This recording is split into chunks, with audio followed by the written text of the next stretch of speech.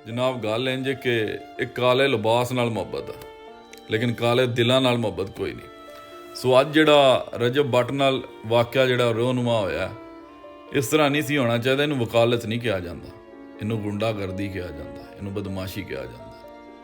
क्या ला दियां किताबां ने यह सिखाया मेरे भरावा? नहीं। वकील नूं सिखाया जाता है कि जनाब जदों तुहानूं कोई इशू बने उन्होंने कानून के मुताबिक डील करो। ये चपेड़ां वाला जिहड़ा मामलात है ना, बदमाशां नूं सिखाया जाता जनाब किसी नूं मारो कुटो फंडो ये काम करो, लेकिन कानून सिखांदा है कि उन्होंने तुसीं एक कानूनी कार्रवाई करो। क्या इस काले कोड की तुसां इज्जत कीती है? नहीं कीती।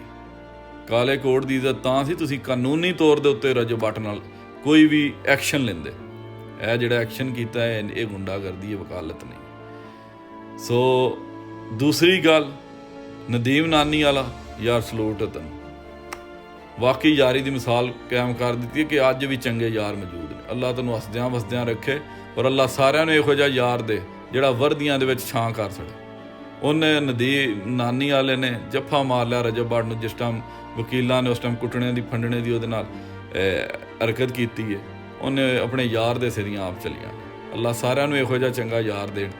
ਤੇ ਦੂਜੀ ਗੱਲ ਰਹਿ ਗਈ, ਸਾਲ ਮੁੱਕਦਾ ਪਿਆ। ਅੱਲਾਹ ਤਾਲਾ 25 ਦਾ ਸਾਲ ਜਿਹੜਾ ਨਾ ਸਾਰਿਆਂ ਦੀ ਜ਼ਿੰਦਗੀ 'ਚੋਂ ਗਮ ਕੱਢ ਦੇ ਤੇ 26 ਜਿਹੜਾ ਖੁਸ਼ੀਆਂ ਬਣ ਕੇ ਆਵੇ। ਸੋ ਸਾਰੇ ਹੱਸਦੇ ਵਸਦੇ ਰਹੋ ਜੀ, ਔਰ ਦੁਆ ਕਰੋ ਕਿ ਜਿੰਨੇ ਮੁਸ਼ਕਿਲ 'ਚ ਨੇ ਉਹਨਾਂ ਵਾਸਤੇ ਅੱਲਾ ਆਸਾਨੀਆਂ ਪੈਦਾ ਫਰਮਾ ਦੇ। ਔਰ ਜਿਹੜੇ ਸਾਡੇ ਵਕੀਲ ਭਰਾ ਵੀ ਨੇ ਜਿਨ੍ਹਾਂ ਨੇ ਮਿਸਬਿਹੇਵ ਕੀਤਾ, ਇਹਨਾਂ ਨੂੰ ਵੀ ਅੱਲਾਹ ਤਾਲਾ ਕਾਲੇ ਕੋਡ ਦੀ ਇੱਜ਼ਤ ਕਰਨੀ ਤੌਫੀਕ ਦੇ, ਔਰ ਸਾਨੂੰ ਵੀ, ਔਰ ਇਹਨਾਂ ਨੂੰ ਸਮਝਣ ਦੀ ਤੌਫੀਕ ਦੇ ਕਿ ਕਾਨੂੰਨ ਹੈ ਕਿ ਅਸੀਂ ਕਾਨੂੰਨ ਆਪਣੇ ਹੱਥ 'ਚ ਨਹੀਂ ਲੈ ਸਕਦੇ। ਹੈ ਵੀ ਕਾਨੂੰਨ ਦਾ ਇੱਕ ਤਰੀਕੇਕਾਰ ਹੈ, ਉਸ ਦੇ ਮੁਤਾਬਕ ਕਾਨੂੰਨ ਨੂੰ ਫਾਲੋ ਕੀਤਾ ਜਾਏ। ਸ਼ੁਕਰੀਆ।